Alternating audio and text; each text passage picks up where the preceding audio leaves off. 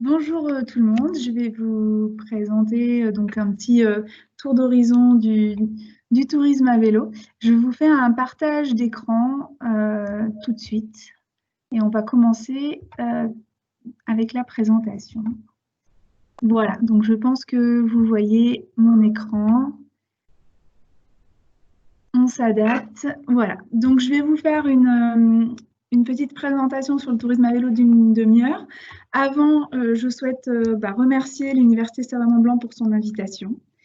Voilà, on va essayer de passer un moment tous ensemble pour parler de ce sujet qui, on l'a vu, est devenu très prégnant suite à l'actualité sanitaire que l'on traverse.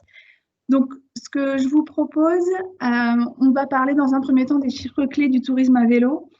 Je vais essentiellement m'appuyer sur une étude qui vient de sortir sur l'impact économique et le potentiel de développement des usages du vélo en France, menée par la DGE et mise en œuvre par Indigo et Vertigo Lab. L'étude est sortie en avril 2020. Je vais aussi m'appuyer sur une autre étude de la DGE d'Abdel Kiati de 2018. Forcément, je vais vous présenter un grand nombre de chiffres. Il va manquer une analyse fine et de la nuance par rapport à ces éléments-là que je vous invite du coup à consulter. Je vous invite à consulter ces études-là qui seront mises à disposition via des liens pour avoir toutes les nuances nécessaires à la bonne compréhension de ces chiffres. Moi, je vais me contenter de faire un tour d'horizon le plus synthétique et pédagogique possible. Ensuite, on va travailler sur les besoins de la clientèle cyclotouristique et les outils de qualification qui existent pour les accueillir. Très rapidement, on va parler de l'offre cyclotouristique en Savoie. Et puis, actualité oblige, je fais un petit focus sur l'été 2020 et les perspectives post-Covid pour le vélo en général et le tourisme à vélo en particulier. Donc, vous pouvez poser vos questions, comme on l'a dit précédemment, dans la bande de conversation, et puis je tâcherai d'y répondre au mieux à la fin de la présentation. Donc, les chiffres clés du tourisme à vélo en France, donc quelque chose que certainement vous connaissez tous, la France est la deuxième destination mondiale pour le tourisme à vélo. On a, si on parle uniquement des Français, 22 millions de Français qui ont pratiqué le séjour pendant leurs vacances. Et si on se concentre uniquement sur les 2 dernières années, on va avoir 16,5 millions de Français qui auront fait du vélo pendant leurs vacances. Ce qu'il faut retenir, c'est qu'on a une activité qui est quand même essentiellement occasionnelle, puisque 60% environ en font de temps en temps, un jour par-ci, un jour par-là, et on n'est pas forcément sur du systématique. Par contre, pour 3,5 millions de Français, le vélo va être l'activité principale de leur séjour. Un élément intéressant aussi, 4,5 millions de personnes vont utiliser le vélo comme un mode de transport principal sur leur lieu de vacances. C'est-à-dire que voilà, l'usager va arriver avec sa voiture, va poser sa voiture, va faire son séjour et ne reprendra plus la voiture ou le moins possible et va essayer de se déplacer au maximum en vélo. On est dans une idée de déconnexion et de rompre avec le quotidien. Par rapport aux motivations, donc 75%, donc là c'est très majoritaire, vont faire du vélo pour faire une balade. Ils vont se promener, voilà. Une balade pour les loisirs. Ensuite, on arrive sur de la mobilité, on vient d'en parler. Le tourisme urbain est également une motivation. Donc là, on va être sur la découverte d'un centre-ville, on va être sur du déplacement dans une agglo à vélo. Donc, c'est quand même réservé aux villes, hein, mais c'est une vraie motivation puisque 20% des touristes à vélo vont faire ce type de pratique. L'activité cyclosportive, elle est quand même minoritaire et la pratique itinérante et cyclotouristique encore plus puisqu'on est à moins de 5% des touristes à vélo. La pratique est essentiellement en famille avec des enfants, hein, pour la majorité. La taille du groupe va être de 3,4 personnes, voilà, c'est une moyenne, et il y a 0,7 enfants par groupe, voilà, c'est pour donner une ordre de grandeur. Il m'a semblé important de mentionner que 23% de ces pratiquants utilisent un objet connecté. mais ils vont l'utiliser plus pour suivre un parcours que pour suivre une performance sportive. En termes de séjours, voilà, le tourisme à vélo a représenté 10 millions de séjours entre 2017 et 2018, qui représentent un total de 90 millions de nuitées. Parmi ces séjours, il y en aura environ 9 millions à 93% qui vont être en France, sachant que le pourcentage en fait, de séjours à l'étranger est plus faible pour du tourisme à vélo que pour, touristiquement parlant, globalement parlant, normalement, on est à plutôt 15% de séjours à l'étranger et pour du tourisme à vélo, on va être à 7%. Les durées de séjour vont être plus longues que la moyenne puisqu'on a une durée de séjour d'environ 9 jours, alors que la moyenne nationale, tout type de pratique confondue, est plutôt aux alentours de 5,3 jours. La pratique va être marquée par de la saisonnalité. Très clairement, on a environ l'été qui représente 50% du total des séjours et 60% des nuitées. Par contre, sur un itinéraire de grande itinérance, comme la Méditerranée à vélo par exemple, on a des ailes de saison qui sont quand même bien fréquentées et qui permettent un petit peu de lisser la courbe de fréquentation. La dépense moyenne par jour est de 68 € pour les touristes à vélo et les retombées économiques sont estimées à 4,6 milliards d'euros par an. Là, je vais vous faire un petit focus sur les véloroutes voies vertes et ensuite je vous ferai un petit focus aussi sur le tourisme à vélo dans les grands cols. Pour que vous vous y retrouviez un petit peu, quand on a une donnée qui est plus territorialisée par rapport à de la Via Rhôna, par rapport à la région, etc., je vous ai mis un petit focus, un petit tampon, comme ça vous retrouvez tout de suite la donnée qui pourrait plus vous intéresser. Donc sur les véloroutes, la moitié des usagers sont des touristes, mais pas sur la Via Rhôna. Sur la Via Rhôna, on a uniquement 10% de touristes. Alors pourquoi? C'est expliqué notamment par la présence de grandes agglomérations comme Lyon, où on va avoir énormément de déplacements domicile-travail et qui va faire chuter le pourcentage de pratiques touristiques. 50% des touristes sont à moins de 200 km de leur résidence principale. Donc ça, c'est vraiment important. Les véloroutes voies vertes sont attractives pour des clientèles de proximité et c'est quelque chose qu'il faut retenir pour la fin de la présentation. 20% vont être des touristes étrangers, mais il y en a un petit peu moins de 30% sur la Via Rhôna, donc on a un petit peu plus de touristes étrangers sur la Via Rhôna. Quand on regarde le tableau, on voit que ces touristes étrangers proviennent à 50% à peu près d'Allemagne, de Suisse, d'Autriche. Ensuite, pour une trentaine du Benelux. Les touristes itinérants sur la Via Rhôna représentent environ 50%. Et on remarque qu'avec la Loire à vélo, on est sur un chiffre qui est bien plus important que sur les autres véloroutes. Alors ça s'explique certainement parce que la Via Rhôna et la Loire à vélo sont des itinéraires historiques qui sont assez anciens. Il y a une communication qui est faite depuis pas mal de temps et c'est ce qui expliquerait qu'on a une plus forte proportion de touristes itinérants. La typologie de séjour va être très hétérogène et si on caricature un petit peu, on va avoir un tiers des séjours qui vont faire moins de 5 jours, un tiers entre 5 et 10 jours et un tiers qui vont faire plus de 10 jours. On retrouve bien sûr les 7 et 10 jours qui sont des produits phares. Au niveau de la fréquentation, on a un nombre de passages de cyclistes qui a augmenté de 20% depuis 2013 et on a une augmentation encore plus importante entre 2017 et 2018 à plus de 8%. Le nombre de passages sur la Via Rhôna entre 2014 et 2017 a augmenté de 10% sur la section nord, donc ça c'est ce qui nous concerne entre Genève et Lyon, et de 16% sur la section sud. À titre, voilà, pour un petit peu illustrer, on a des compteurs, il y a des compteurs sur les 3 voies vertes, véloroutes, pardon, du département de la Savoie. Et quand on regarde la Via Rhôna, on est bien autour des 10%. Et sur la V62 aussi. La V63 a des pourcentages, donc enfin, une augmentation supérieure. Alors là, ça s'explique certainement parce qu'on est sur des compteurs qui sont urbains à périurbains et on a une augmentation de la fréquentation notamment domicile-travail. Toujours sur les véloroutes voies vertes, le nombre de kilomètres parcourus va dépendre de la typologie de pratique. Sans surprise, un itinérant ou un cyclosportif va faire des durées bien plus longues que de l'utilitaire ou du loisir. Ce qui est intéressant sur le loisir, c'est de voir qu'entre 25 et 30 kilomètres, c'est suffisant.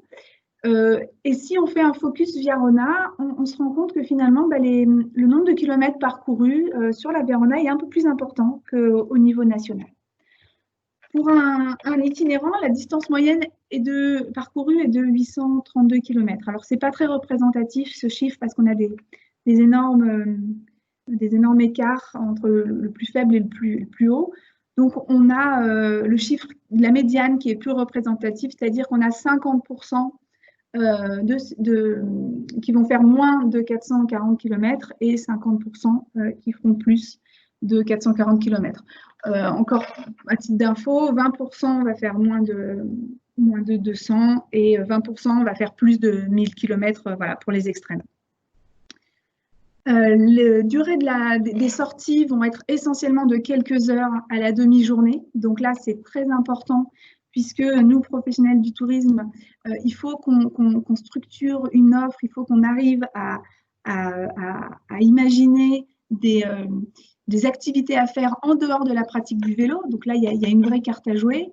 Et on a finalement très peu de cyclistes qui vont passer la journée à pédaler. 63% des usagers font un aller-retour sur les véloroutes. Donc là, on est vraiment au niveau national.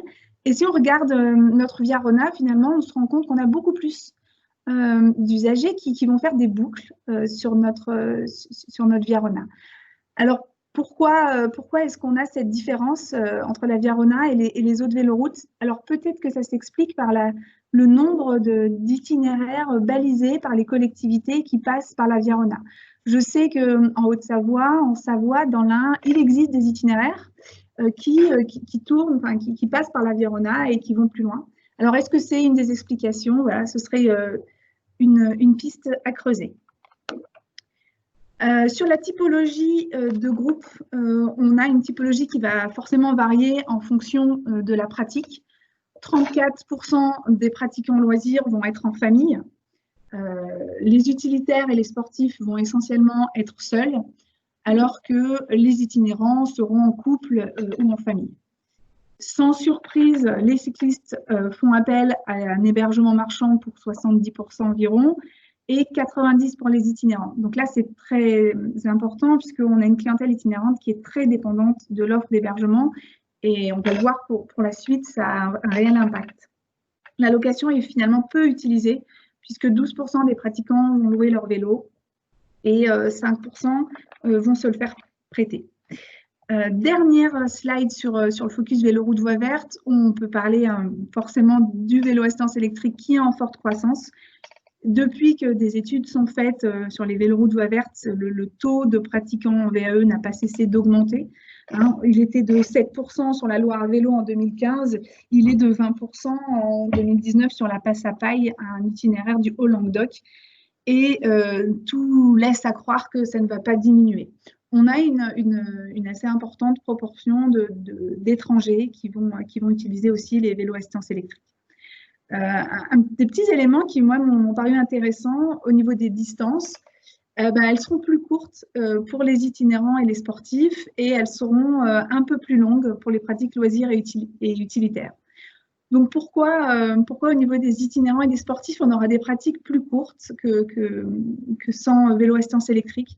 Eh bien, peut-être parce qu'on est sur des gens qui vont se lancer vers une nouvelle pratique ou vers une pratique où ils n'étaient peut-être pas très à l'aise à la base et qu'ils vont doucement se mettre en selle et commencer par des petites distances. Il y a aussi peut-être la crainte de l'autonomie.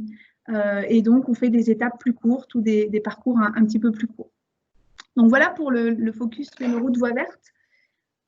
Au niveau des grands cols, donc il y a des études, des enquêtes qui ont été menées de l'automne 2018 à l'été 2019 au niveau de grands cols pyrénéens, alpins et le Mont Ventoux.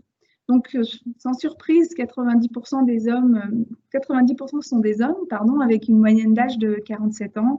Ce sont essentiellement des cyclistes dits sportifs avec des cales aux pieds, des cuissards, voilà, qui ressemblent à des sportifs du Tour de France. Mais ce qui est intéressant là, c'est les cyclistes loisirs. On a 36% qui sont des cyclistes loisirs, c'est-à-dire que les grands cols vont attirer des gens qui n'ont pas forcément l'habitude de faire du vélo, mais qui vont avoir envie de se mettre un challenge, d'aller dans les routes du Tour de France, d'aller faire le Ventoux parce que c'est mythique et qu'il faut l'avoir fait une fois dans sa vie. Une donnée qui est incroyable, donc 90% de ces usagers des grands cols sont des touristes dans les cols alpins. Donc là, c'est vraiment une donnée qui, moi, pour ma part, je la trouve assez incroyable. Mais du coup, ça témoigne de l'attrait et de l'attractivité de nos grands cols. Quand on regarde un petit peu la typologie de pratiquants, on est quand même sur 60% des Français dans les Alpes, puis voilà, les Allemands. Au niveau des retombées économiques, ils dépensent hors transport 80 € par jour. Donc, on est toujours sur des sorties qui vont durer quelques heures à la demi-journée. Donc, on est toujours dans une logique où on va avoir des personnes sur nos territoires qui vont avoir fait leur activité et ensuite qu'on pourra occuper à faire autre chose. Quand ils ne font pas que du vélo, ils vont faire de la baignade, des visites de ville ou de la restauration. Ils font une distance de 80 km par sortie. 50% des cyclistes pratiquent seuls. Le taux de location reste pas très élevé, donc de 13% en moyenne, mais on se rend compte qu'il est de 20% sur le Galibier. Pour les vélos assistance électrique, on est sur 8% sur le Galibier et sur le Revard, 13% sur le Ventoux, et on a une durée moyenne de séjour de 12 jours, donc qui est encore supérieure à ce qu'on peut avoir sur les véloroutes voilà. Ils pratiquent tous les jours et une donnée vraiment, moi, que je trouve très intéressante et il faut capitaliser là-dessus, c'est pour 25% d'entre eux la première expérience du vélo en montagne. Ça veut dire qu'on va avoir des personnes, ça va être la première fois qu'ils vont aller faire un grand col ou qui vont faire un séjour en faisant des grands cols. Et il faut absolument qu'on arrive à capitaliser sur cette clientèle et à faire en sorte que leur séjour se passe du mieux possible pour qu'ils reviennent tout simplement. Je vous fais un petit focus sur les tours opérateurs qui programment la France à vélo. Donc, ils ont augmenté de 21% en 10 ans et ils proposent 22% de séjours en plus. Donc, on a actuellement environ 3400 séjours qui sont programmés sur la France à vélo. Ce sont essentiellement des TO qui sont français et ensuite, on a les TO américains. Depuis 10 ans, il y a une progression des Espagnols et des Néerlandais. Il y a une diminution du nombre des TO anglais et allemands. Alors, les TO allemands, c'est qu'ils programment plus finalement les destinations Europe de l'Est qui vont être un petit peu moins onéreuses. On est essentiellement sur des séjours découvertes avec l'itinérance et l'excursion qui sont les principaux marchés qui tirent les séjours. Mais pour les séjours sportifs, on se rend compte que les séjours sur route dans les Alpes sont proposés par 82% des TO. Donc, il y a une vraie... les Alpes sont identifiées par les TO comme étant une terre de cyclotourisme sportif.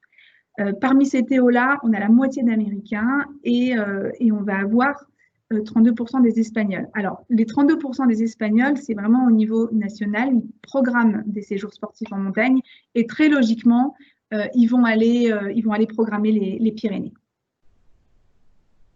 Le schéma national des véloroutes voies vertes est le premier facteur d'attractivité pour ces tours opérateurs. Donc, dans les 6 des 7 destinations nouvellement programmées, dont la Via Rhôna fait partie, on est sur des itinéraires inscrits au schéma national. Ce qui est intéressant, c'est que les séjours de découverte sont presque systématiquement proposés avec une option VAE. La durée de séjour est environ de 7 jours, avec un prix moyen de 850 et un prix de 2500 chez les TO non européens, qui peut s'expliquer notamment par un billet d'avion. Je vous ai mis un petit tableau que je trouve intéressant. Si on regarde en termes de nombre de séjours programmés en plus entre 2012 et 2019. Vous voyez que les Alpes, on se situe en première position. Donc, les Alpes sont à la plus grande augmentation de nombre de séjours programmés. Et on peut voir aussi la Via Rona qui arrive et qui n'était pas programmée en 2012. Et il y a un peu moins de 70 séjours qui ont été programmés, qui sont maintenant programmés sur la Via Rona.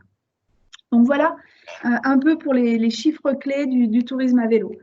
Maintenant qu'on a fait ce survol hein, qui est rapide, hein, j'en ai bien conscience, moi j'avais envie de vous parler des besoins de la clientèle cyclo, ou plutôt de la clientèle touristique qui va venir faire quand même un jour une balade pendant son séjour, parce qu'on a vu finalement que 60% étaient des cyclistes occasionnels et que 75% allaient faire de la balade à vélo. Donc, avant le séjour, il faut il faut avoir structuré l'offre, c'est évident, il faut qu'elle existe. Et ensuite, il faut la rendre visible, il faut faire donner envie, faire rêver. Ah bah tiens, il y a un itinéraire, je pourrais faire ça, il y a cette balade. Il faut rendre visible l'offre et les prestataires. Je ferais bien du vélo, où est-ce que je peux louer? Ah, il y a un réparateur ici, etc. Il faut bien sûr avoir des cartes, des topos, des sites internet dédiés et quand c'est possible, idéalement, avoir une commercialisation globale d'un itinéraire. Donc, par exemple, la Loire à vélo, on peut réserver ces hébergements les uns après les autres sur de l'itinérance. Ce qui peut être aussi très intéressant, c'est d'avoir des produits d'appel qui proposent des séjours multi-activités avec du vélo, qui donnent juste des idées aux gens, qui les fassent rêver en disant tiens, oui, je peux faire du vélo pendant mes vacances. Une fois que le touriste est là, il va falloir absolument avoir une offre cyclable accessible, sans discontinuité, avec une signalétique très claire.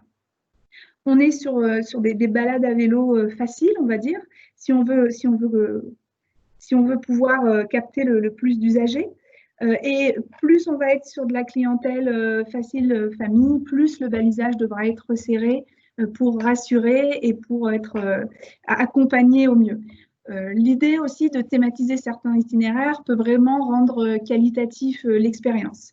On a des itinéraires en avant-pays savoyard, le long de la Via Rona, qui sont thématisés, qui sont très courts et qui ont un vrai succès. Pour une clientèle plus sportive, pour faciliter la pratique, il faut proposer une offre numérique, téléchargement de traces, applis, etc. Et bien sûr, il faut que le territoire ait sa propre communication, c'est-à-dire voilà, il y a des grands itinéraires, mais vous pouvez aussi faire des toutes petites balades ou vous pouvez aussi aller découvrir ce site de visite-là en vélo et proposer des cartes, proposer des éléments aussi en version papier, parce que le tout numérique ne fait pas tout. Et pour que la pratique soit un très bon souvenir, pour que l'expérience soit la plus qualitative possible, eh ben, il faut des services adaptés et identifiés le long des itinéraires de pratique. C'est des toilettes, c'est des points d'eau. Il faut qu'il y ait une vraie densité, proximité des points de stationnement par rapport aux arrêts. Voilà, par rapport au site de visite, par rapport à tous les points d'intérêt qu'on pourrait retrouver le long d'une balade à vélo. Idéalement, et là j'enfonce des portes ouvertes, il faudrait que le client puisse partir d'un point A à un point B et revenir avec son vélo dans un train ou dans un bus sans que ça pose aucun problème. Ça, c'est une expérience qu'on sait très, très qualitative, même si on sait que ce n'est pas simple aussi. Et pour fluidifier tout ça, ben, on peut faire appel à des prestataires qui sont labellisés Accueil Vélo. Donc voilà un petit peu pour les besoins. Je passe tout de suite aux outils de qualification. Donc un des premiers outils de qualification pour les prestataires, à mon sens, est le label Accueil Vélo. Donc c'est un label national qui est mis en œuvre par France Vélo Tourisme et qui a pour objectif de labelliser des prestataires, alors office du tourisme, hébergeurs, réparateurs, sites de visite, restaurateurs aussi et loueurs de cycles. Donc, c'est un label qui se veut on va dire, très classique, hein. Pour un hébergeur, par exemple, il va falloir un local à vélo sécurisé, un kit de réparation pour les petites avaries, un lieu de nettoyage de vélo, de la flexibilité dans les horaires de départ matinal. L'idée, c'est qu'on puisse accueillir le cyclo dans les meilleures conditions possibles. Pour un office du tourisme, par exemple, c'est d'avoir des arceaux pas très loin et c'est que les personnes à l'accueil soient vraiment en mesure de conseiller au mieux les personnes en fonction de leur typologie de pratique. Au niveau du label accueil vélo, ce qui est vraiment intéressant, et moi je pense vraiment qu'il faut qu'on aille là-dedans, il faut qu'on ait des prestataires qui connaissent leur territoire, qui puissent donner envie à des clients d'aller faire du vélo, quand bien même ils ne seraient pas forcément arrivés avec leur propre vélo. Il y a des touristes qui peuvent arriver et parce que le prestataire est labellisé accueil vélo, ils pourraient se dire, tiens, mais en fait, je peux faire du vélo, cette personne, elle va peut-être pouvoir me guider, elle va pouvoir me dire où je peux louer et je vais pouvoir ranger mon vélo en plus dans le gîte, etc. etc. Donc pour moi, le label accueil vélo, c'est vraiment le fait de faire monter en qualité l'accueil des prestataires pour faire la promotion finalement du territoire cyclable sur lequel ils sont. Voilà, des vrais prescripteurs du territoire. Autre outil de qualification, donc là, ce sont des outils de qualification de territoire et du coup plutôt de collectivité. Ce sont des outils donc, de la Fédération française de cyclotourisme pour territoire vélo, FFV, la Fédération française de vélo. Elle a deux petits noms. Ça permet d'identifier un territoire qui va proposer à la fois des aménagements sécurisés, des équipements techniques, des infrastructures cyclables balisées, etc., avec une prise en compte d'un grand panel de public. Donc là, on va quand même vraiment se rapprocher d'une logique touristique et Territoire Vélo peut aussi s'appuyer, doit s'appuyer sur des prestataires labellisés Accueil Vélo. Et puis d'un autre côté, on a le label FFC, qui est un label beaucoup plus sportif, où ça va être une question du nombre de clubs, d'infrastructures, de compétitions, etc. L'idée, c'est de pouvoir accueillir, c'est que le territoire puisse accueillir finalement dans des conditions très sereines des grandes équipes de cyclisme.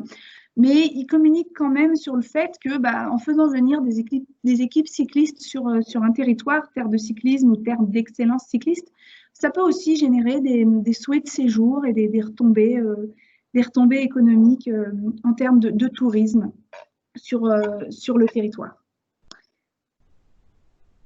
Voilà un petit peu pour les outils de qualification. Donc, au niveau du territoire de la Savoie, et assez rapidement, donc le département de la Savoie est pionnier dans la politique volontariste de développement du tourisme à vélo. Hein. Il est membre fondateur de Vélo et Territoire en 93, si je ne dis pas de bêtises. En tout, nous avons 67 itinéraires cyclobalisés. Donc là, je vous ai mis une petite carte, alors ça fait plat de nouilles, mais voilà, c'est la réalité de nos itinéraires, c'est assez dense, avec nos montagnes au milieu. Donc 67 itinéraires cyclobalisés, 40 cols et montées bornées, 3 véloroutes inscrites au schéma national des véloroutes voies vertes. Donc on a la Via-Rona, on a la V63, on a la V62, 150 prestataires labellisés Accueil Vélo et bien sûr, pour mettre en musique tout ça, on a Savoie Mont Blanc Tourisme qui communique, qui édite des cartes, qui a une application cyclo, etc. Au niveau local, il existe des boucles locales thématisées, hein, notamment le long de la Via-Rona. On a une offre d'itinéraire VAE qui se développe dans pas mal de territoires, et là notamment en parenthèse, on a un grand nombre de territoires, d'itinéraires, plutôt à la demi-journée, plutôt faciles, qui vont arriver pour la clientèle estivale, là, pour cet été. Bien sûr, il y a des communications dédiées par rapport à tout ça. Et on a 3 villes qui sont labellisées territoire vélo. C'est Albertville, Montmélian et Aix-les-Bains. En Savoie, ce qui va nous caractériser vraiment, c'est notre panel de pratiques et de difficultés. Voilà, de la Via-Rona à nos grands lacs, en passant par les grands cols et les vallées, on a vraiment tout type de pratiques pour tout niveau de difficulté. Maintenant, on ne va pas se cacher, il y a plus d'itinéraires noirs et rouges que d'itinéraires bleus et vert. Et ça, c'est vrai que c'est un constat qui est dû à notre géographie. Un petit focus sur la fréquentation des grands cols. Donc, le département a posé des compteurs. Très rapidement, moi, ce que je trouve intéressant, c'est que quand on prend le col du Granier à 15 100, il talonne le Galibier, il est au-dessus de l'Iseran ou de la Ravisse. Et pourtant, on est loin de la montée mythique, Grand Col des Alpes, etc. Là, pour moi, on voit très clairement l'influence du bassin chambérien et des locaux qui vont venir faire le Galibier de façon très, très régulière. Et clairement, sur ce col-là, je ne pense pas que on s'approche les 90% de touristes. En tout cas, j'ai hâte de pouvoir en discuter avec Indigo pour avoir un peu plus finement ces données-là. Sur les données de fréquentation par rapport à nos véloroutes, sur la Via Rona, on va être entre 45 000 et 65 000. Sur la V62, qui vient directement du lac d'Annecy, de la fameuse voie verte superbe qui longe le lac d'Annecy, on va être entre 90 et 60 000. Les deux chiffres énormes entre Chambéry et Aix-les-Bains sont dumpés par la proximité des agglomérations et par la très grosse fréquentation tous les jours, tout le temps, des déplacements quotidiens. Alors, je prends juste le compteur de Villercher à 338 000 passages. C'est un des compteurs en périurbain qui a le plus de fréquentation de France. Et entre Chambéry et le Bourget-du-Lac, on est aujourd'hui accueilli par l'Université Savoie-Mont-Blanc. Voilà, c'est assez simple de comprendre ce qui se passe. Il y a une université d'un côté, il y a un grand pôle urbain de l'autre, et entre les deux, il y a énormément de passages à vélo. Voilà un petit peu pour l'offre cyclotouristique de Savoie. Si on continue de se pencher sur les données de comptage et si on va un petit peu plus loin dans l'été 2020, voilà, quelles sont ces perspectives? J'ai pris les compteurs des trois véloroutes et j'ai fait un comparatif entre mai 2019 et mai 2020. Sans surprise, vous avez tous déjà entendu que la fréquentation cyclo avait explosé. Mais voilà, donc c'est pareil chez nous, on est entre plus 20 et plus 50, voire même tournons, où là on est à presque plus 100%, mais il y a aussi une ouverture d'itinéraires qui se cumulent.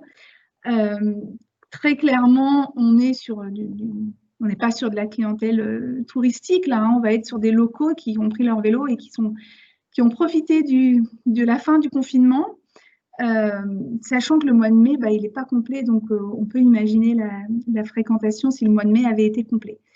Avant de rentrer sur le tourisme à vélo pour l'été 2020, prendre un petit peu de hauteur, Savoie-Mont-Blanc Tourisme, a cherché à connaître un petit peu les tendances pour cet été et comment a été perçue la saison 2020 par les clientèles nationales. Donc voilà un petit retour très très rapide, sachant qu'ils viennent de publier l'étude complète qui est disponible sur leur site. 2 Français sur 10 sont déjà réservés. 4 sur 10 sont indécis, donc ils devraient réserver normalement avant le 15, pour une grande partie avant le 15 juin, mais ce n'est pas encore fait. 4 sur 10 ne partiront pas. La préoccupation première des Français pour la saison 2020, c'est la sécurité sanitaire. Ils veulent être certains que tout va bien se passer de côté hygiène. Le budget des vacances restera le même. Il n'y a pas de concession sur les vacances. Les vacances d'été, c'est un rituel. Ils vont partir, quand ils partent, ils vont dépenser de la même façon, voire un petit peu plus.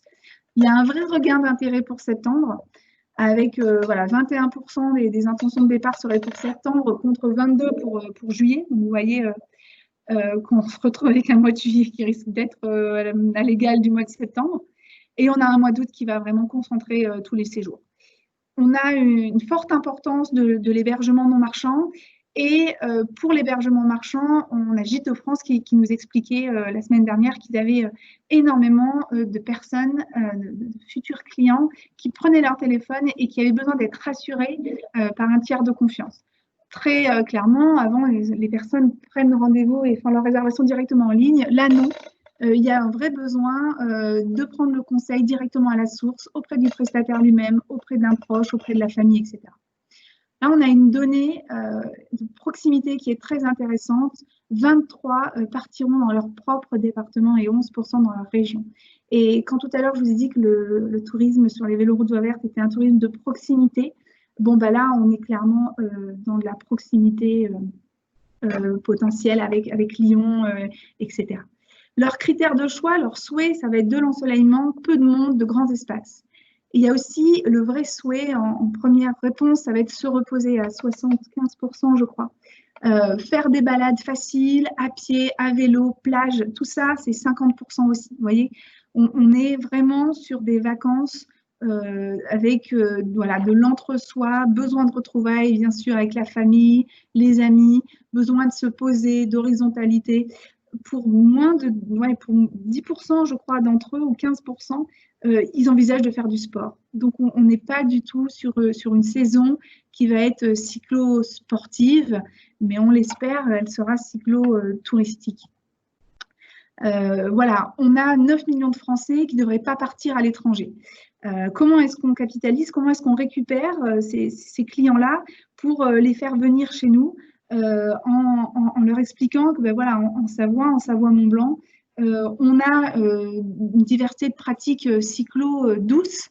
On est dans des grands espaces hein, quand on fait la V63, qu'on est au pied du granier, dans les vignes, on n'a quand même pas une densité de population énorme. La distanciation physique est facilement respectable et on a quand même donc, des offres d'itinéraires VAE qui rendent accessible ou plutôt qui diminuent un petit peu la difficulté. On a des itinéraires cyclotouristiques faciles. Il existe des boucles locales. Il faut absolument arriver à capitaliser sur cette offre-là qui correspond bien à l'attente des usagers, des futurs touristes pour cette saison 2020. Une des façons d'y arriver, on a vu qu'il y avait la question du tiers de confiance qui est très important. Il faut communiquer aussi auprès des habitants. Alors, on a vu que là, ils avaient tous pris leur vélo, ils étaient tous sortis. Eh bien, c'est merveilleux. Il faut absolument que ces habitants-là aient une très bonne expérience cyclable là, tout de suite, maintenant, pour qu'ils puissent en parler et pour que, pourquoi pas, quand leur famille qui devait partir à l'étranger les appelle, ils leur disent mais venez faire du vélo ou venez chez moi et puis on ira faire une balade en vélo. Voilà. Les habitants, les locaux, les associations peuvent être vraiment des prescripteurs et des ambassadeurs de notre destination au même titre que tous les prestataires accueil vélo, comme je l'ai dit tout à l'heure. Alors c'est sûr qu'il va falloir trouver un bon équilibre entre, on rassure parce que la priorité sanitaire, elle est quand même vraiment prégnante, entre des protocoles sanitaires qui doivent être rassurants et angoissants. C'est-à-dire que si on en fait trop, voilà, ce ne sera plus des vacances, les personnes ont vraiment besoin de souffler. Il y a quand même un point noir par rapport au tourisme itinérant pour cet été. Moi, je me pose cette question parce que j'ai plusieurs prestataires accueil vélo qui m'ont appelé pour m'expliquer qu'ils ne feront pas de nuitée cette saison, tout simplement parce que le protocole sanitaire ne leur permet pas d'assurer une sécurité optimale, ou plutôt pour pouvoir assurer une sécurité optimale, ils devraient passer en fait tout leur temps à nettoyer leur logement entre deux clients. Donc ils m'ont expliqué se recentrer sur du moyen et long séjour. Parce que sinon, ils allaient se transformer en hommes ou femmes de ménage, quoi. Voilà. Donc, pour l'été 2020, moi, il me semble qu'on a quand même un positionnement et un souhait de la part des clientèles qu'on est en mesure de remplir avec le cyclotourisme, quoi. De la balade, de la distanciation, des grands espaces. Alors, l'ensoleillement, on y croit peut-être pas aujourd'hui, mais pour cet été. Voilà, je pense que le cyclotourisme a une vraie carte à jouer pour cet été 2020. Et après, donc, OK, il y a l'été, mais ensuite, voilà, on a vu qu'on était dans un contexte électoral avec une campagne qui a quand même fait la place belle à la mobilité à vélo. Hein. On a vu quand même de nombreuses prises de position par rapport à ça. Suite à la crise sanitaire qu'on traverse, on a l'État qui a débloqué un plan vélo de 20 millions d'euros pour des infrastructures provisoires, pour inciter les gens à faire réparer leur vélo, etc., etc. On a vu qu'il y avait une très forte augmentation de la pratique. Est-ce que tout ça, ça va perdurer? Est-ce qu'on va avoir une accélération pérenne des politiques publiques en faveur de la petite reine? Est-ce que tout ça va vraiment remettre des Français en selle pour leur déplacement quotidien? Et du coup, s'ils se déplacent au quotidien à vélo, peut-être que plus facilement ils vont transposer et ils se déplaceront aussi en vélo pendant leur séjour. Toutes ces nouvelles infrastructures provisoires, il faut espérer qu'on va les laisser le plus possible si elles sont pertinentes et utilisées. Si, en tout cas, on a une augmentation de la cyclabilité des territoires, on va avoir une augmentation des usagers et de fait, ça ne pourra que favoriser la pratique du cyclotourisme parce qu'une infrastructure qui fonctionne bien pour des locaux fonctionne bien aussi pour des touristes. Et je pense notamment au tourisme urbain de découverte. Si demain, toutes les infrastructures provisoires restent en place, si elles sont utilisées, bon, ça va être un beau terrain de jeu aussi pour le cyclotourisme urbain de découverte. Voilà, j'en ai fini. J'espère que c'était assez clair.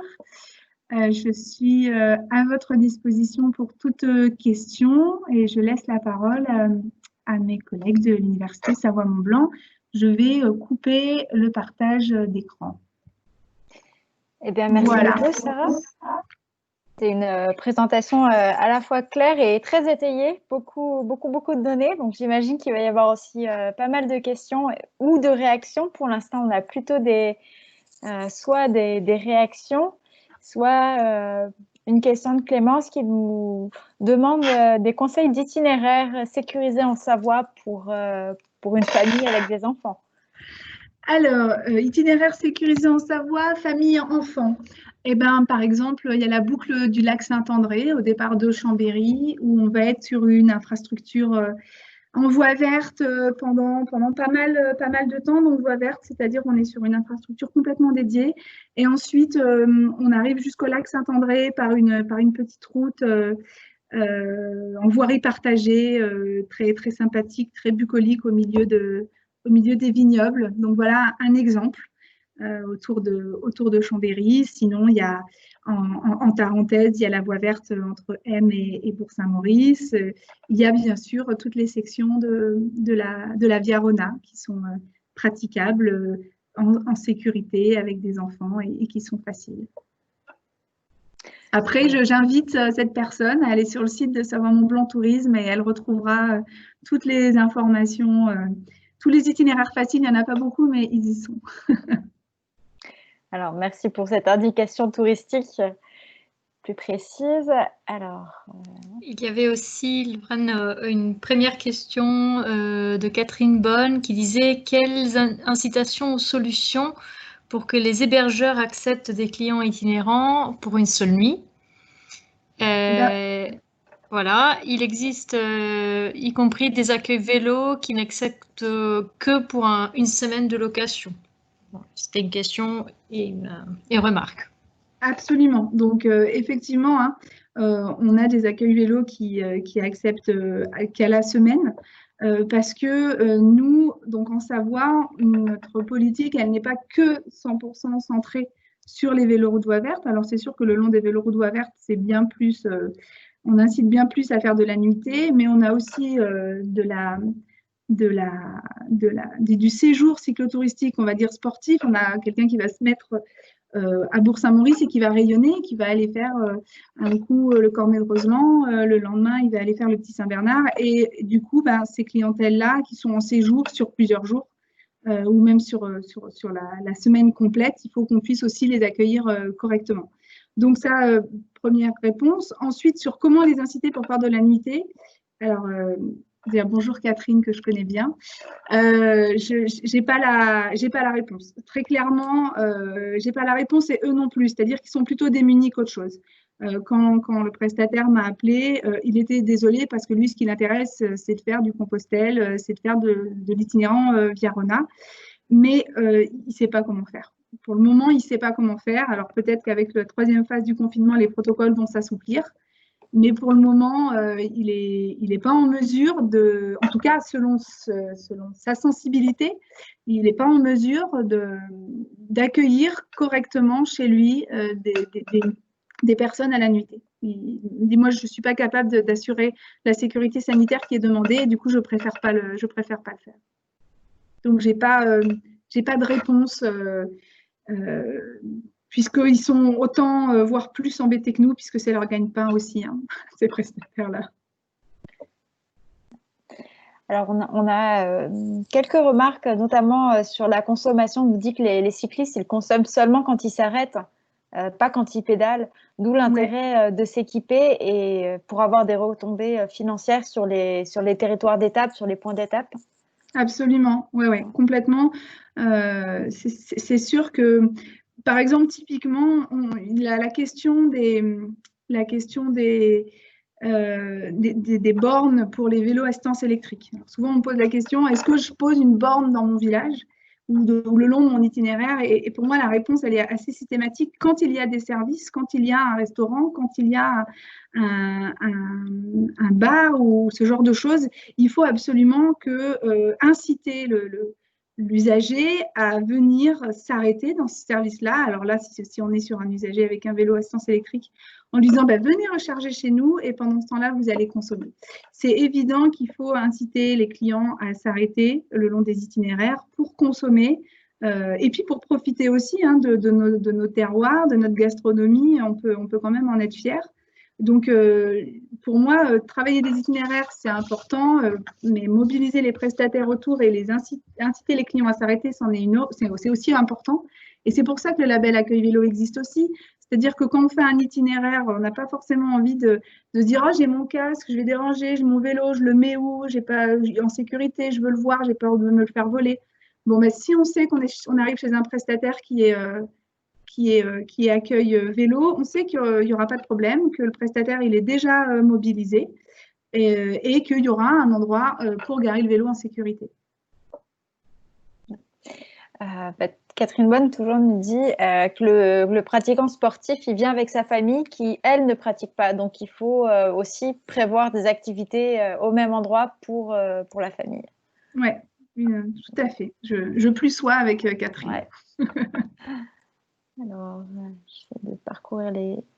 Il y a une question de Capucine qui dit « Inciter les Français à faire du vélo lors de leur déplacement quotidien ne développerait-il pas le tourisme à vélo ?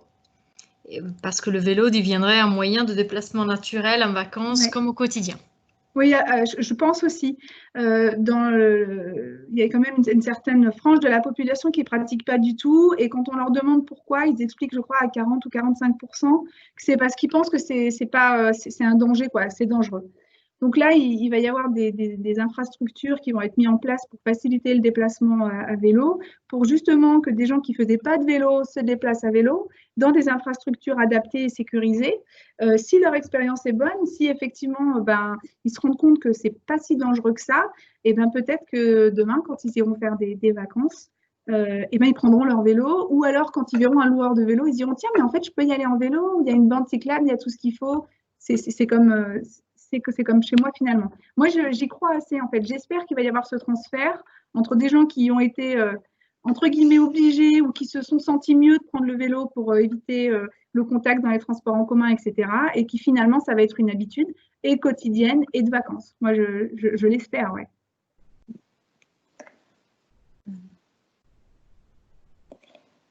On nous demande si mettre une étiquette de tourisme sportif ne dessert pas les territoires en faisant fuir d'autres types de publics. Eh bien, ça dépend. C'est un positionnement. C'est un positionnement. Moi, je pense que c'est bien de se démarquer aussi d'autres territoires. Par exemple, on a la Maurienne qui se positionne, plus grand domaine cyclable au monde. C'est un positionnement. Très clairement, l'école de Maurienne, ils sont quand même très remplis. Là, on a vu que potentiellement 90% de ces pratiquants sur l'école alpin sont des touristes. Donc oui, on va peut-être ne pas parler à la plus grande majorité des touristes à vélo, mais n'empêche que ces cyclosportifs qui vont aller dans les grands cols, eux, ils vont encore plus dépenser que les autres. Et de toute façon, ils sont friands de ces destinations-là. Alors oui, c'est un tourisme de niche, mais je pense qu'il est intéressant à travailler en tant que positionnement de territoire. Et de toute façon, nos territoires de montagne, à un moment, en Savoie, on a un fort panel, mais quand on voit la Maurienne ou la Tarentaise, eh ben, voilà, géographiquement parlant, il y a des grands cols, il y a des hautes montées cyclotouristiques, cyclosportives plutôt, et autant capitaliser dessus, puisque de toute façon, la géographie est là, et il y a une certaine aura quand même avec le Tour de France, avec les grands cols mythiques, etc. Donc, moi, je pense qu'effectivement, on ne va pas parler à tout le monde, mais la cible de clientèle cyclosportive est une cible de clientèle qui est intéressante à travailler au regard des usages et des retombées économiques qu'ils peuvent générer, quoi. Mais là, moi, j'avais une question par rapport aux tours opérateurs. Est-ce que ces tours opérateurs qui sont plutôt pour des pratiquants sportifs, est-ce qu'ils font que du vélo ou est-ce qu'il y a une autre, est-ce qu'on vend d'autres produits touristiques Alors là, je ne voudrais pas dire de bêtises, hein, il faudrait lire bien en détail l'étude. Moi, ce que j'en ai compris, c'est que c'était que du vélo. On n'était pas sur une agence de voyage qui vendait du vélo et d'autres activités. Mais c'est ce que j'en ai compris. Je ne suis pas forcément certaine à 100% de cette réponse. Donc, je peux regarder et puis redonner une réponse plus claire par rapport à ça. D'accord, merci. Alors, est-ce qu'il y a d'autres questions? Oui, il y avait une autre question. Une solution, est-elle envisagée pour éviter les accidents dus à la surfréquentation sur la voie verte du côté d'Annecy? Je ne sais pas. Je vote en touche. Non, j'ai pas forcément de réponse là-dessus. Je sais qu'en Savoie, le long du lac du Bourget, on a aussi une très très forte fréquentation et cyclistes, et rollers, et piétons. Et une des solutions qui a été imaginée, mais dès la base de la création de l'infrastructure, ça a été de mettre une bande cyclable. Donc, en fait, on a la route, la voie verte et on a une bande cyclable en plus sur la route. Et ça permet aux cyclos qui roulent, aux sportifs, de se mettre sur la bande cyclable. OK, ils sont dans le trafic, c'est peut-être un petit peu moins sympa pour eux puisqu'ils sont dans le trafic automobile, mais du coup, ça leur permet d'aller vite et ça permet un petit peu de désengorger cette voie verte qui est pleine de gens qui se baladent. Voilà. Et la balade, elle ne fait pas bon ménage avec les cyclosportifs qui vont vite. Et là, effectivement, il y a très vite des accidents. Donc ça a été une des solutions qui a été mise en place en Savoie au niveau du chemin lacustre. Maintenant, sur la voie verte du lac d'Annecy, je connais mal la géographie des lieux et je ne sais pas ce qui pourrait être mis en place pour désengorger. Elle est victime de son succès, cette belle voie verte.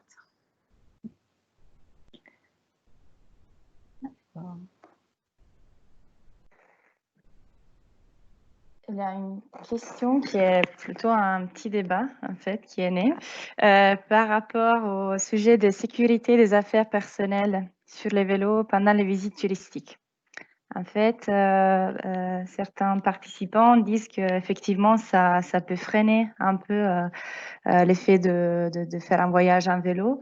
Parce que même les arceaux, s'ils ne sont pas vraiment en vue directe de l'accueil des sites touristiques, ne résolvent pas forcément cet aspect. Et voilà, donc il y a à la fois les affaires personnelles, à la fois un peu les peurs de laisser son propre vélo et d'autres affaires qui ne seront pas trop visibles. Voilà.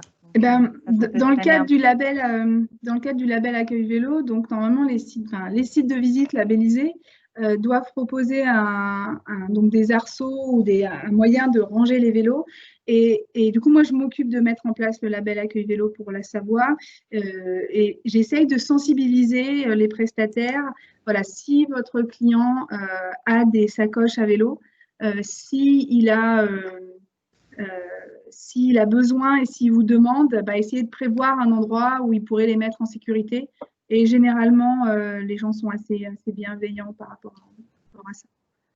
Donc, voilà, c'est vrai qu'il y a un problème de la sécurité des bagages ou des affaires personnelles quand on s'arrête. Normalement, le label Accueil Vélo doit sensibiliser et je ne peux qu'inviter les territoires à déployer ce label pour avoir un accueil optimal des clientèles cyclo.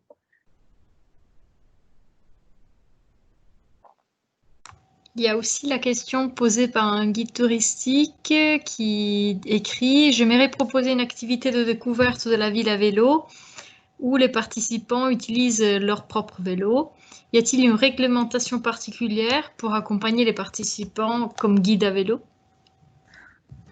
Alors là, je pourrais solliciter mes collègues qui travaillent sur le juridique. Moi, j'aurais tendance à penser, il existe des BE vélo qui permettent d'accompagner les gens pour faire des balades à vélo, notamment avec le MCF. Donc, je pense qu'il existe des diplômes où on peut faire ça, l'AMM vélo aussi, mais là, c'est plus VTT. Peut-être que les guides des patrimoines ont aussi le droit d'accompagner des gens en vélo. Voilà, point d'interrogation. La question est intéressante. Je n'ai pas forcément la réponse là tout de suite, mais je peux demander au service juridique d'Agathe s'ils peuvent nous donner des éléments de réponse plus précis. Très bien, merci. Il y avait une autre question. Donc Kevin qui dit qu'aux Pays-Bas, les pistes cyclables sont aussi très utilisées par les personnes à mobilité réduite en fauteuil électrique. Et donc, il demande, pense-t-on à ce genre de synergie en France quand on développe nos pistes cyclables, surtout en urbain? Clairement, je ne suis pas sûre. Je ne vais pas m'étendre sur le sujet parce que je ne suis pas une experte de l'aménagement urbain des pistes cyclables, mais je ne suis pas sûre. Voilà, je ne sais pas trop. Et je ne suis pas sûre que on va dire que c'est déjà pas mal qui pensent à faire des choses pour les vélos. Alors pour les personnes à mobilité réduite, je ne sais pas. Mais c'est sûr que dans l'idéal, il faudrait imaginer une infrastructure globale ou une organisation globale de l'espace en prenant en compte tous les types d'usagers, en étant dans la logique du confort d'usage où toutes les infrastructures qu'on pourrait mettre en place correspondraient au plus grand panel d'usagers et personnes à mobilité réduite comprises, maman en poussette, roller, vélo, etc. Ça, c'est un vœu pieux.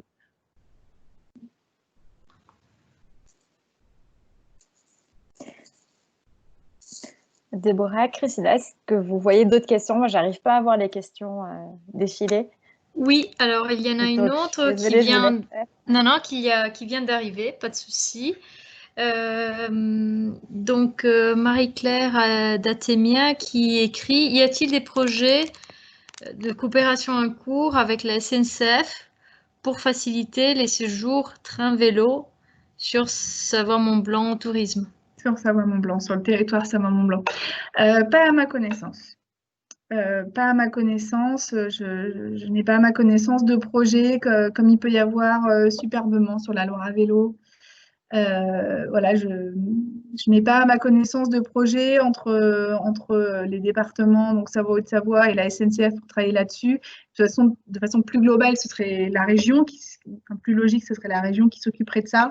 Je n'ai pas d'écho de projet comme ça. Malheureusement, voilà. C'est un sujet à traiter.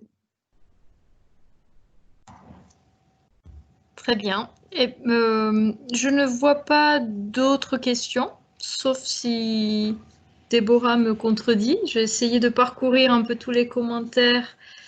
Il y a beaucoup de... C'est intéressant parce que dans la boîte de conversation, il y a beaucoup de retours sur les différentes choses. Donc, il y a une discussion qui est en cours, mais je ne vois pas d'autres questions.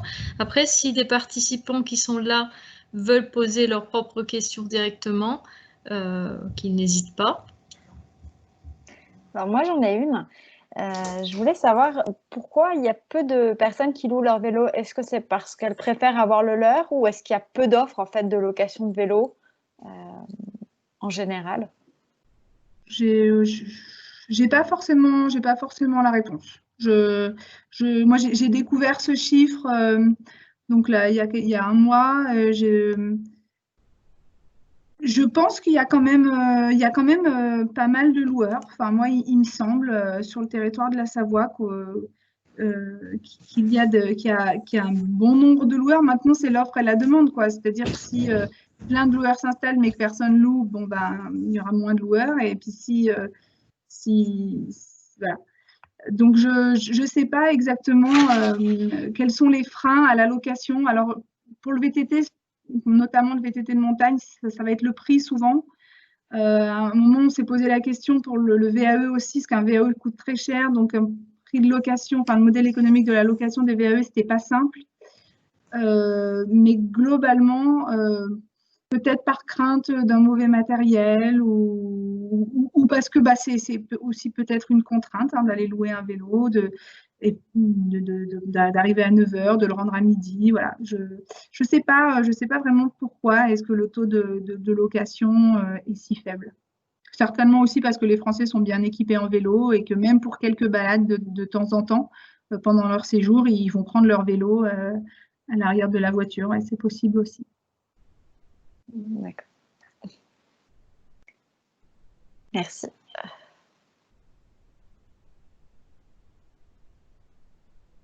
Il y a une question qui vient d'arriver aussi de Florence.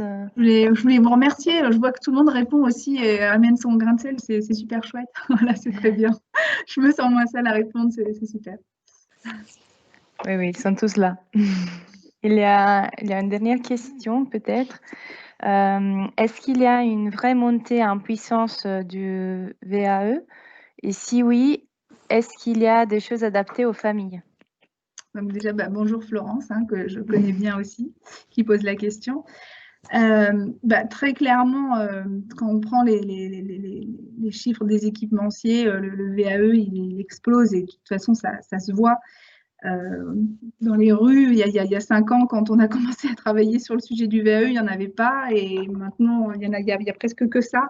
En tout cas, sur nos territoires, nous, de montagne, il y a énormément de ventes de vélos à assistance électrique et ça, c'est indéniable.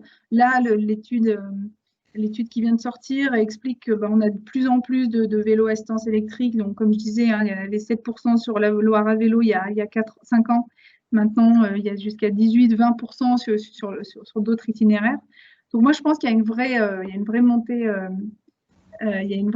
en puissance de l'offre de vélos assistance électrique. Maintenant, par rapport aux familles, alors il y a eu un frein qui n'existe plus. Au tout début, il n'y avait pas de vélo pour les enfants, pour les jeunes, quoi.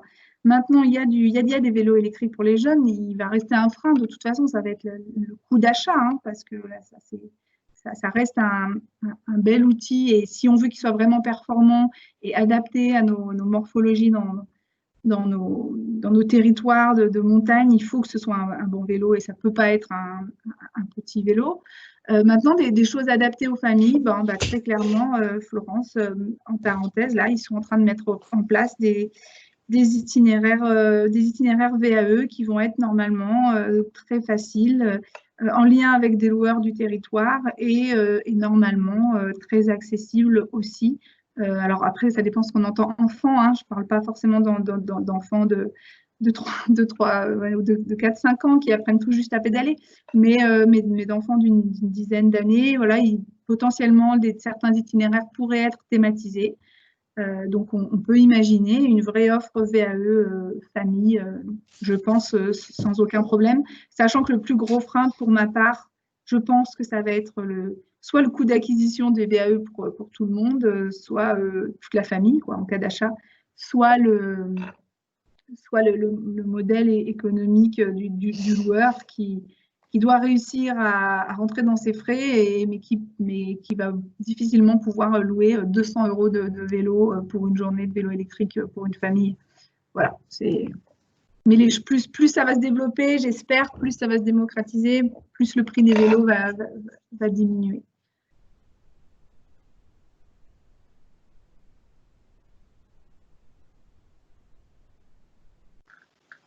Ouais, Florence réenchérit en disant qu'en Maurienne, il y a une forte augmentation des ventes du VAE depuis le Covid. Très clairement, dans le bassin chambérien aussi, là, les magasins, ils sont vides. Et j'ai un ami qui travaille chez un grand équipementier qui m'explique que c'est la folie. C'est la folie, bon, VAE et pas que. Mais là, il y a eu une grosse creux de vague en termes d'équipement de vélo dans le monde du cycle. Et que là, c'est reparti. C'est la folie. Il y a des carnets de commandes pour équiper des vélos qui explosent et c'est du jamais vu. Voilà, donc ça c'est pour un grand équipementier de vélo.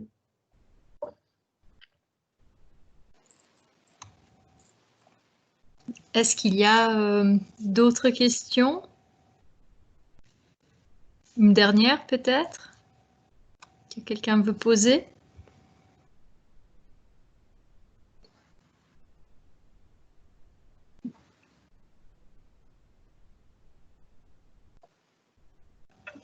Alors, il y a une discussion en fait, que je vois autour des bandes luminescentes pour éclairer les pistes cyclables pendant la nuit.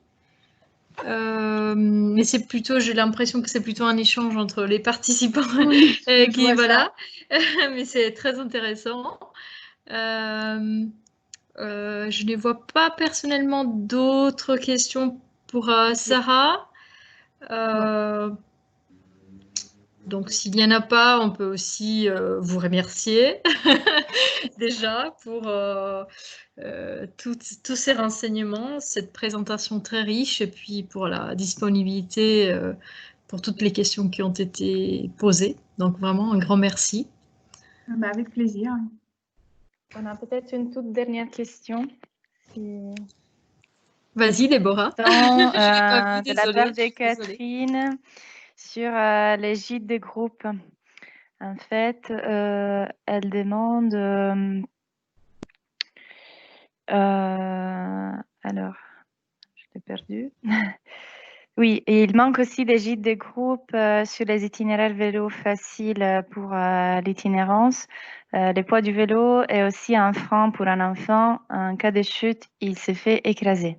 Donc, c'est un peu encore lié à la famille. Ouais, les gîtes de groupe en itinérance, très clairement, on sait, en tout cas sur nos territoires à nous, c'est un vrai manque. Hein, voilà. Maintenant, voilà, il faut voir comment est-ce qu'on peut favoriser l'implantation de prestataires qui auront envie de se lancer là-dedans. Là, les infrastructures des véloroutes voies vertes en Savoie sont en train de se finir. On espère qu'une fois que les infrastructures sont finies, il y a de la communication qui arrive, il y a des topos qui vont sortir là sur la V62, V63. On espère que il va y avoir de plus en plus de monde et comme il va y avoir de plus en plus de monde, ça va donner des idées à des prestataires pour s'installer et pour faire du gîte de groupe. Mais c'est vrai que c'est un manque sur nos territoires. Il y a 3 questions, 3 ou 4 dernières questions plus courtes. En fait, la première, c'est s'il y a des rencontres prévues autour du vélo à l'automne sur la Savoie. Je ne sais pas. Pour le moment, moi, je n'ai pas de visibilité sur la tenue de grands événements ou d'événements sur ce printemps, cet automne, pardon. Et il y avait une deuxième question. Quel est le poids de l'éco-solidaire dans ce secteur? Ça, je ne sais pas. Économie solidaire, ouais, non, je ne sais pas. Et puis, il y avait une troisième question. En fait, on demandait si le document de présentation que vous avez présenté, justement, est consultable. Oui, Donc, oui, on va vous l'envoyer, ouais. Je vais l'envoyer aux collègues de l'université et puis vous pourrez le récupérer. Oui, je l'enverrai à tout le monde, peut-être demain ou dans les jours prochains. Catherine Bonne dit avec justesse qu'il y aura le Vélozon en avril 2021 à Chambéry.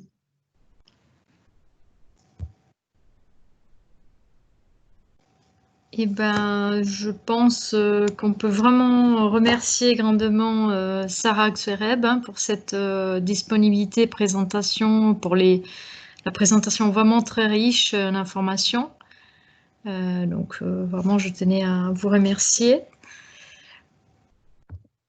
Je remercie aussi les participants d'être venus si nombreux, qui sont en train de saluer, justement. Et puis, on va peut-être se souhaiter de bonnes vacances à vélo. Oui, voilà. Exactement. Bonnes vacances à vélo, mais pas trop loin. Vous restez en Savoie-Mont-Blanc. Voilà. Voilà.